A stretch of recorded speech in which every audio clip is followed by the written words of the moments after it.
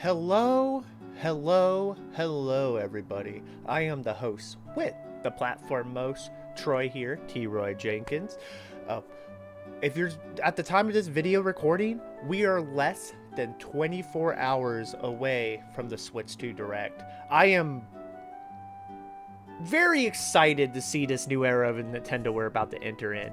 It's kind of wild to believe we're about to enter a new era of Nintendo, like being currently in this era that we're living in, that we've been knowing for the past 8 years. So I can't think of a better time to kind of be a little retrospective, take a look back on what made this era of Nintendo so great. Because let's face it, this era of Nintendo will go down of as one of their best, if not the best era of their company's history. Like every franchise that released a game on the Switch, almost every franchise, series like best numbers, like sales wise.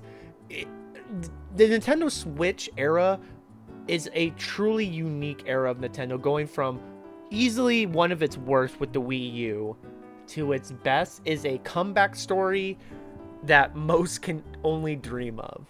And I just want to, again, just look back on some of like the key elements of the Switch era life that I feel was the most impactful, and even get a little bit personal at what the Switch even means to me coming at my time of my life here. First off, obviously we got to talk about Breath of the Wild. The first game that truly what made the Switch, it was the Switch killer app at launch.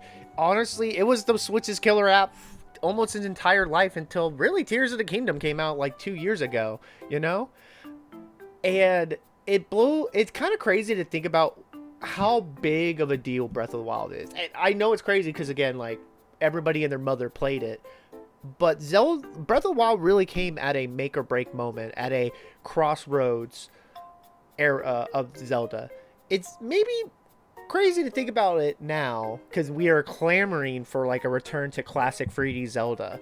But back in 2011 when Skyward Sword came out, we were kind of like, they might need to spice up some things here. The 3D Zelda formula that was implemented in Ocarina of Time was really starting to show its age. In my opinion, it was already starting to show its age by Twilight Princess. And that was 2006. Like, don't get me wrong, I love Twilight Princess, but there's a reason why I haven't really wanted to revisit it compared to like a game like Wind Waker. It's just, by that point, I was already kind of a little burnt out by the 3D Zelda formula. And Skyward Sword, while it actually has kind of, made a comeback a bit, especially with the Switch port back in 2021 where you can play it at 60 FPS, it wasn't really, it was a very divisive Zelda, to say the least. From a 10 out of 10 to a 7 or 6 out of 10, this game was pretty straight down the middle here. If you love it or you hate it. I liked it. I loved the story. The story was easily the best part, but the gameplay was something to be desired. So, saying that Zelda needed kind of a refresh, at least in 3D, might have been an understatement. That's why when we got that teased in 2014 of a potentially open world Zelda, it got us all hyped. And it was originally supposed to be a Wii U title in 2015. Lol. Obviously, Nintendo probably knew early on that this was going to be a cross-gen release. I mean, by even 2014, Nintendo probably saw the writing on the wall on the Wii U, and we're probably starting to get the Switch ready to go, which was recalled the Nintendo NX. Oh, those were the days of those rumor mills. And it really is kind of a test of Breath of the Wild, of like how it really put Zelda on the map. Because even though Zelda has always been a big franchise to Nintendo, it was always like bigger than a niche, but just big enough to be barely mainstream. Like Mario was always bigger. Like there was Nintendo franchises that always sold more than Zelda. Like in fact, the biggest best-selling Zelda game was Twilight Princess. And I'm pretty sure that's just because it launched on the Nintendo Wii. Like it was a cross release of GameCube and Wii. And not to say, and this is someone who loves Zelda. I'm not trying to bash on it, but it wasn't as big of a franchise as like make it seem out to be. Don't get me wrong, I do think like people discovering the older titles as time went aggress really helped this, you know, popularity. And if that Ocarina of Time remake is true on this upcoming Switch 2, that could even sell some consoles right there. Like, Zelda's hotter than ever, and it's because of Breath of the Wild.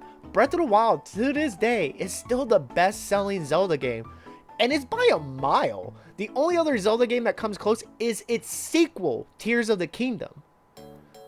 So, it just shows a testament of what that game was able to do, not only just for the Zelda series, but for the Switch itself, because it sold the Switch. It was a lot of people's reason why they bought the Switch at launch.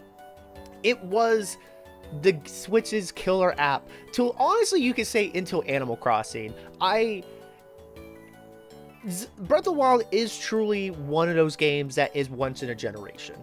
It is a game that I still feel its influences today compare to like in like 2025 from still like 2017. Like, I still play games that came out just last year that had Breath of the Wild influences. And I know it's kind of easy, or kind of like easy to say, well, like Breath of the Wild is overrated, or it's not as great as you think it is. Look, everyone is entitled to their opinion, but Breath of the Wild was truly a landmark title that even developers of open world games, like even like industry, were like, how did Nintendo pull this off? Because you also got to keep in mind, this was Nintendo's first true open world game. Honestly, their first true HD game. When I say HD, even though like it resolution wise was definitely kind of a mixed bag, like just game philosophy. Like the Wii U era, as much as like, you know, there were some pretty games, there were some phenomenal games in the Wii U era, it definitely feels like it was still operating on like the GameCube and Wii era, like of the level design, where Breath of the Wild truly took that step to being an open world, like, or to be what a modern Nintendo game should be like.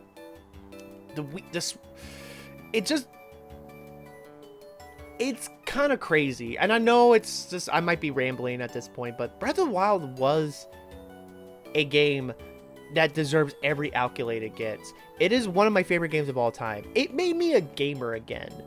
I'm not even the biggest open world person. Like, I like Rockstar games. There's definitely open world games I definitely like. But Breath of the Wild, there's just something special about it that even hasn't been replicated outside of its sequel. Because the exploration of it all, the feel of it, just how every experience is different. Breath of the Wild is the reason why Zelda is so big. I truly believe that Breath of the Wild made more Zelda fans than Ocarina. I know that's kind of crazy to say that here, because Ocarina is such a pinnacle of the Zelda just fandom, but Breath of the Wild was just a unique, truly special game. And Nintendo knew it was kind of a crossroads. Like this, they put all their money in it. It was a really big risk, and it could have blew up in their face because Nintendo never tried anything like this. And the fact that they succeeded, and not even just succeeded, created the template, been the example for this entire generation, is something that I want, like, just needs to be studied even more, because it is so fascinating. I mean, we went from Skyward Sword to Breath of the Wild. You know, at that point, starting to show its age, 3D Zelda, to a new age. Not even just Zelda, but even just an era of video games. And also, Monolith Soft has a big hand in that. Monolith Soft, like, honestly, low-key might be the studio of this Nintendo Switch era. But it is an understatement of how big of an impact Breath of the Wild is. And I do believe it played a big impact in the Switch launch. Because while the Switch launch was fine, it really was just Breath of the Wild. Like, it was Breath of the Wild until Mario Kart 8 Deluxe, which was a month later. And even then, that was a re-release of a Wii game, a Wii U game. So the fact that, like, really until probably Odyssey, that was your reason to pick up a Switch. You know, just show testament of like the Zelda team knew the assignment that they were given, and they delivered to give us truly one of the greatest games of all time. One of the, honestly, potentially the best launch title of all time, only be rivaled by Super Mario 64. The Switch success owes so much to the greatness that was Breath of the Wild. And also, speaking about, Odyssey not too long ago, Mario got weird this generation again. It's kind of crazy to think about it back in, back in, the 2010s, at the start of the 2010s. Mario was very bland. Mario was very safe. Mario was, dare I say, corporate. Don't get me wrong, Mario will always have a corporate aspect to it because being the face of the company, obviously you're going to be limited to a certain degree. But the Mario series has always seemed clean on its cover, but its insides has always been weird. I mean, every game up until, I would say, the 2010s, oozed with creativity, oozed with, uniqueness. This is the series that not only saved the video game industry from the video game crash of the 1980s, but also gave us the template of 3D gaming in general with Super Mario 64. Mario has always had some sort of weirdness to it, and uniqueness. That's why it was so disheartening in the, the late Wii, DS, and 3DS era and Wii U era that Mario was so bland. And I do think a big part of it was the new Super Mario Brothers games blowing up as the way it did. They're far away bad games. They're not bad games by any means. In fact, they're pretty solid for what they are. But they were very safe. They were very conventional. They weren't really pushing any envelopes. Even like on the creative aspect or artistic style, they were safe games that were some of Nintendo's biggest hits ever. They were one of the biggest games of that Wii era.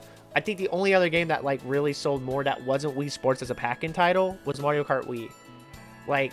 So I don't necessarily blame Nintendo for kind of playing it too safe and kind of also making the new Super Mario Brothers almost a yearly release, because remember the great year of 2012 where we got not only new Super Mario Brothers 2 on the Nintendo 3DS, we also had new Super Mario Brothers Wii U. That was a Wii U's launch title. Mario was very bland. Mario was everywhere, but Mario was also very bland. Don't get me wrong, you had some outlier. Obviously, Galaxy 1 and 2 came out during that time frame, which are, still to this day, my favorite Mario game and some of my favorite games of all time. But there wasn't, it seems as just across the board, Mario was just bland. Even the spin-off titles, this is when they truly started going downhill. Truly going downhill with, Mario Party now starting to really hit its toll after Hudson Soft officially stopped making the series. The sports titles were really starting to show its blandness in that Wii and Wii U era. This was the same era that gave us not just one, but two very bland Mario Tennis games on the Nintendo 3DS and the Wii U, which, by the way, the Wii U Mario Tennis might be one of the most bland Mario games ever made.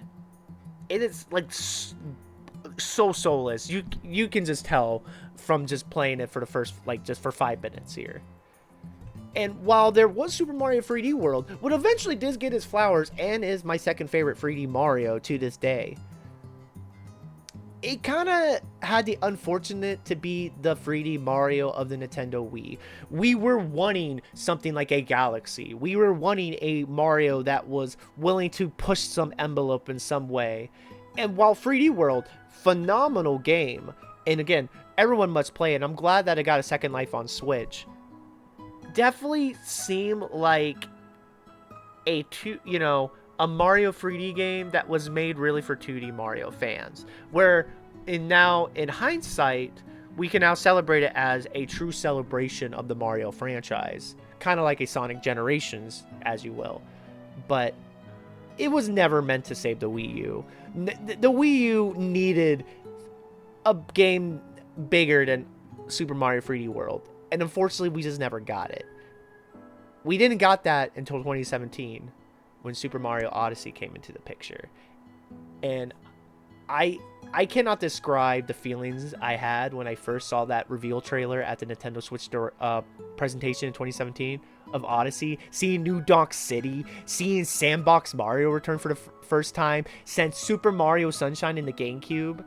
Like, Mario was back to being its kind of like, you know, quirky, weird self. Like, Nintendo was embracing what made Mario so special to begin with again and getting kind of weird with it. This was also like, you know, a wedding, freaking the rabbit, you know, these rabbit type thing. Mario was like in a freaking real city, Dark Souls level. Like, you can capture you can become the enemy with the Cappy.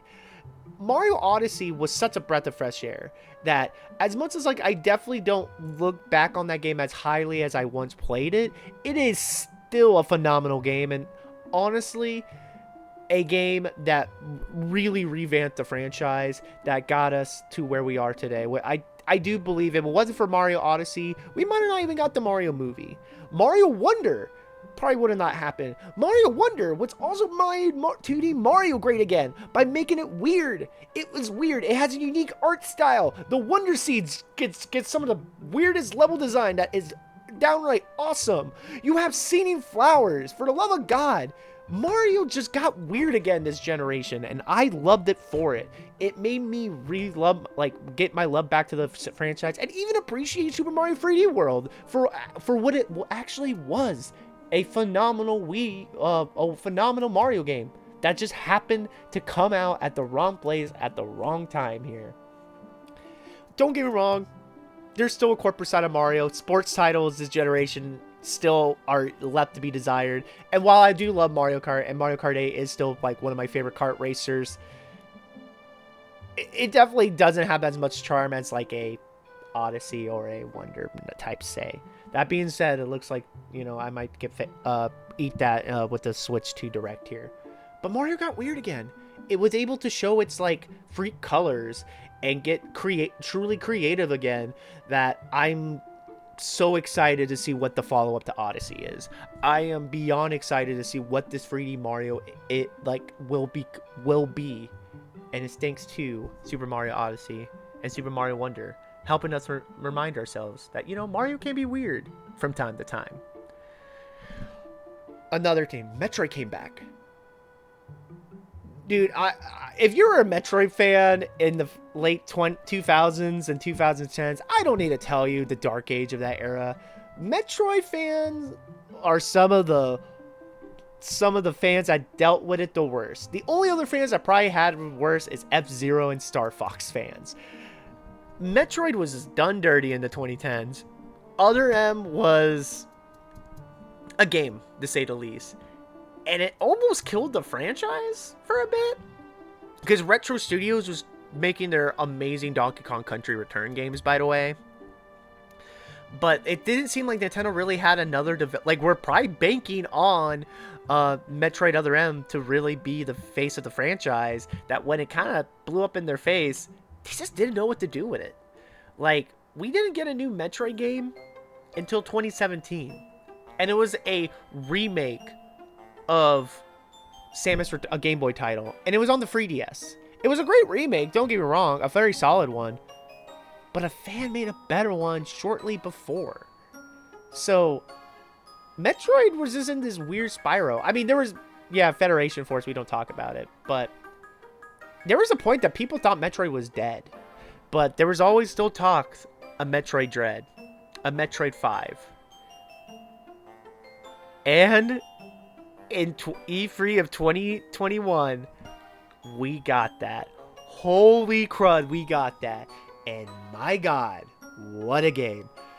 In an era of Metroidvanias where we haven't even had a new Metroid game in years, and the genre being flourishing with games like Hollow Knight and, you know, Bloodvein or the Castlevania spiritual successor. There's a lot of Metroidvanias, let's just say that. Of Dead Cells. Like, in an era of that, Nintendo finally reminded us why they were the fathers of the Metroidvania era, like the genre. Metroid Dread was everything that Metroid needed to be. after the freaking drought that we had. I mean, we even got Metroid Prime 4 revealed. We got to keep in mind, Metroid Prime 4 has been out since E3 of 2017.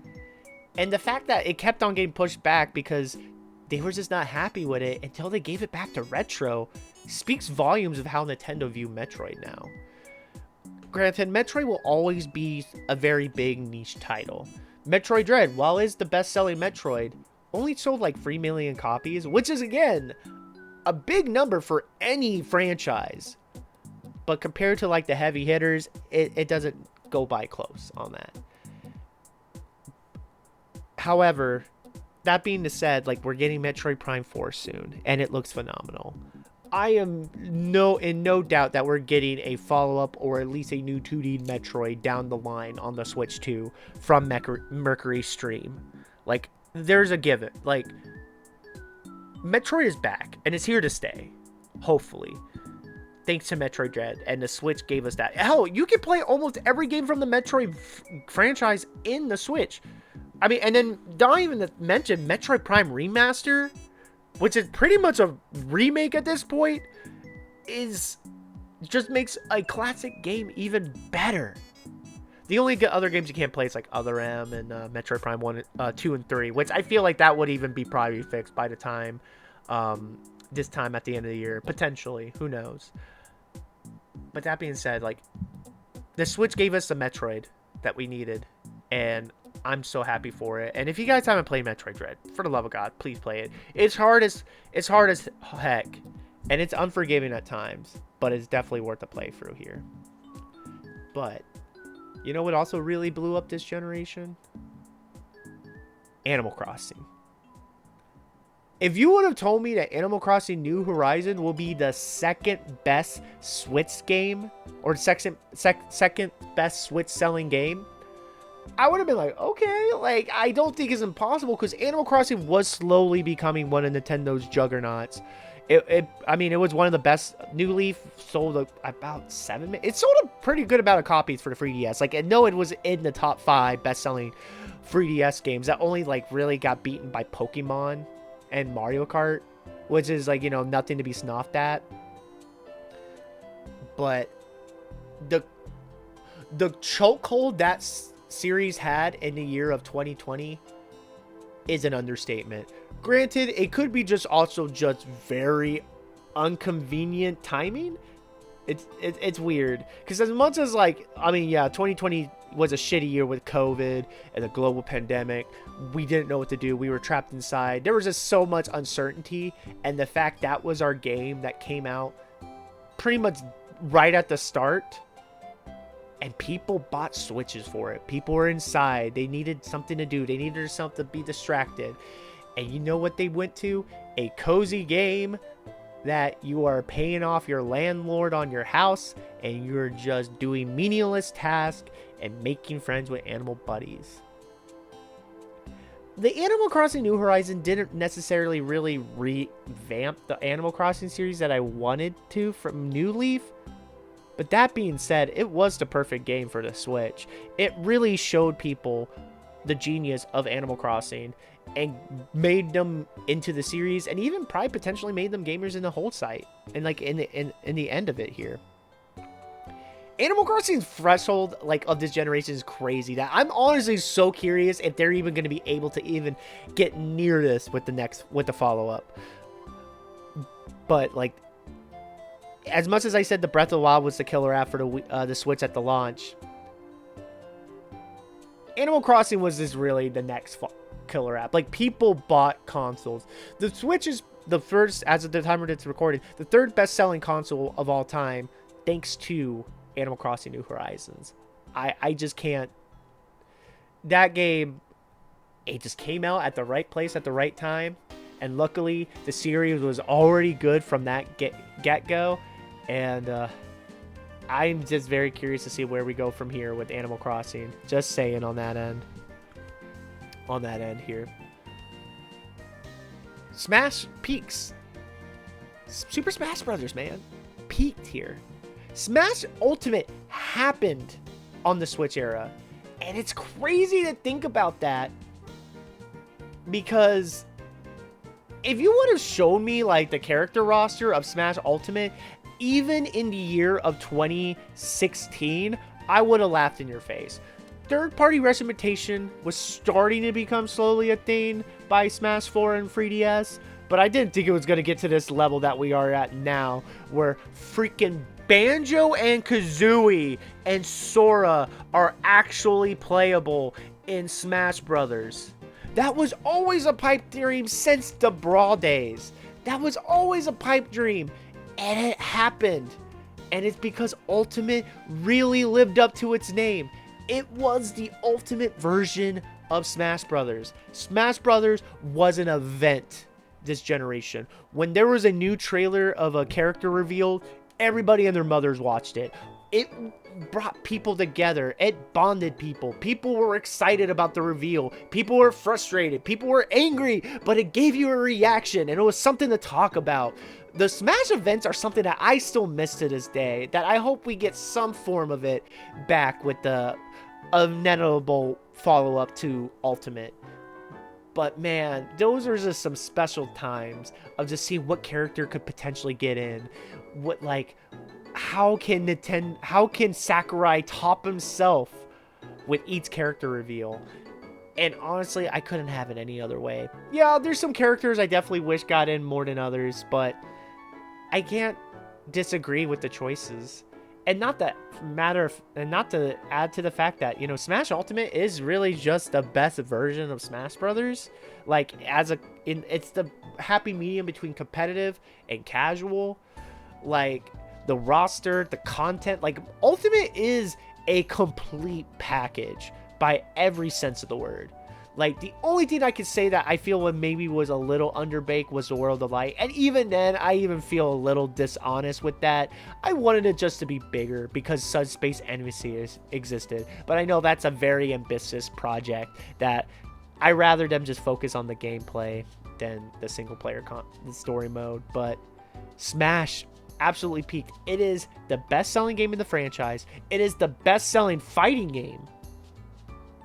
Like, and I don't think it's ever going to be topped, to be perfectly honest. Granted, never say never. And Sakurai has now just basically proves that, like, they're like, yeah, like, we'll give our property to Sakurai. Like, we trust him. He gave us our best version of Mega Man and Simon. Like, in 3D. Those 3D art of Mega Man and Simon is thanks to Smash Brothers. It's just... Smash was always an event game. It was the best-selling game on the GameCube. It was one of the best-selling games on the Wii. It was one of the best-selling titles on the Wii U and 3DS. But it really, truly became the best, like, the peak game. The peak series that it is in the Switch era, thanks to Ultimate here. Talking about, like, you know, it's like series that kind of made some comebacks here. Xenoblade, Pikmin, series that were always very niche Nintendo titles, finally found its audience, a mainstream audience with the Switch. Don't get me wrong, the Switch played a big factor into that, like just the fact that it had such a big install base, but Pikmin, like the whole Pikmin series is here on Switch. The whole Xenoblade series is now officially here on Switch thanks to the recently released Xenoblade Chronicles X port. At once times, games that Nintendo of America were even debating if they even wanted to localize it in the States are now Game of the Year nominees at the Game Awards with Xenoblade Chronicles 3. With generation, like a console best game with Pikmin 4. The Switch brought niche Nintendo series that were always had its fans, very vocal fans, but never really seemed to hit that success until the Switch. Obviously, it's no numbers compared to like Zelda or Mario or Animal Crossing or Mario Kart, but the fact that these games are selling as well as a Metroid speaks volumes. And the fact that Nintendo is supporting them like they are a big franchise game series, it's just speak volumes to where we were 10 years ago on the Wii U days. I am so happy that like Nintendo franchises that aren't the heavy hitters were able to truly find an audience here, and we're just better off for it. We're just better off for it. And lastly, before I get into some personal stuff, there was a lot of stuff. I mean, Paper Mario officially like returning. There's a lot of returns here. But something that I thought I would never see is Kirby finally going 3D. Yes, the Switch gave us our first true 3D Kirby. And you know what? It might be the best game in the series. I always enjoyed the Kirby series, but they were never like my all-time favorites. I enjoyed them like, you know, as more like kind of like a proof of concept and more of a charm, as you will, with the power-ups and just Kirby as a character. But Kirby Forgotten Lands really show what I think a true Kirby game can be in the modern era. And the fact that it sold 8 million copies, man. Almost 8 million. I think it's like 7 point something, but Kirby in 3D was truly a phenomenal experience. Don't get me wrong. Honestly, I do believe a lot of the greatness of Kirby and the Forgotten Lands is really its third act. But the fact that they finally went for it. This has been something that's been in the works since the GameCube era. And it's just never seen the fruition until now. And Kirby and the Forgotten Land gave us it. And not even to mention, Kirby got a lot of support on the Switch. Like, probably more than almost every other franchise in Nintendo's catalog. Like, I think almost every Kirby game is playable on this here. Well, you know, outside of, like, some re-releases, stuff like that here. And even then, like, re-releases were even coming to the Switch. Kirby ate good this generation. But its true defining moment, when it was finally able to go into that 3D realm with Kirby and the Forgotten Lands. And if you haven't played it, please play it. It is honestly one of the Switch best titles, and I honestly can't recommend it more. And I am so excited for what will be the eventual follow-up to Forgotten Lands on the Switch too. And lastly, to get a little bit personal, the Switch took 8 years of my life. It took a big chunk of it. It took a good chunk of my young adult life. The Switch was there for me at some of my worst moments. In fact, the Switch, as some of my friends made fun, was my security blanket. I brought my 3DS everywhere when I was like in my 20s just because I love Street Pass and stuff. But I brought my Switch everywhere with me because I played games on the bus. I played games out in public to like meet new people and stuff like that. The Switch was there when I was at a low point in my life. It's crazy to think now, like, when the Switch launched to now, how different of a person I am. One, like, in 2017, I was practically a functioning alcoholic and stuff like that here. And I was starting to really alienate a lot of people from really crappy actions that, like, you know, I am surprised I was even able to bounce back from. And the Switch was there to keep me company, or at least help me escape when I feel so dark and lonely at times. And I know it's crazy to think of, like, say that just like, oh, like, you know, like we're giving too much power to like media and stuff like that here. But the power of art and media can really help a person through tough times. And like, again, games like Breath of the Wild, Odyssey, Super Smash Bros. Ultimate, Mario Kart 8 Deluxe, Kirby and the Forgotten Lands, Animal Crossing New Horizons, so many games was just there for me when I just needed it most. It was the game that, it was my primary console. I was kind of like a casual gamer at that point. Switch got me back into gaming. The Switch was my main console until 2021 when I finally got an Xbox Series S. Like, I played the Switch so much. Like, it was my game to connect with friends. It was my security blanket to feel like not so much of a weirdo out in public. It is so weird to be that this little weird handheld gave me so many fond memories, made so many friends, and honestly helped me go through a very dark and trepidatious era of my life here that it's really weird to like look back on these past 8 years without looking like well, just on the Nintendo Switch alone, let alone my life here. And I just can't thank it for that. Like, obviously there was other aspects to it, but like, great friends, great support system, and things in that nature here.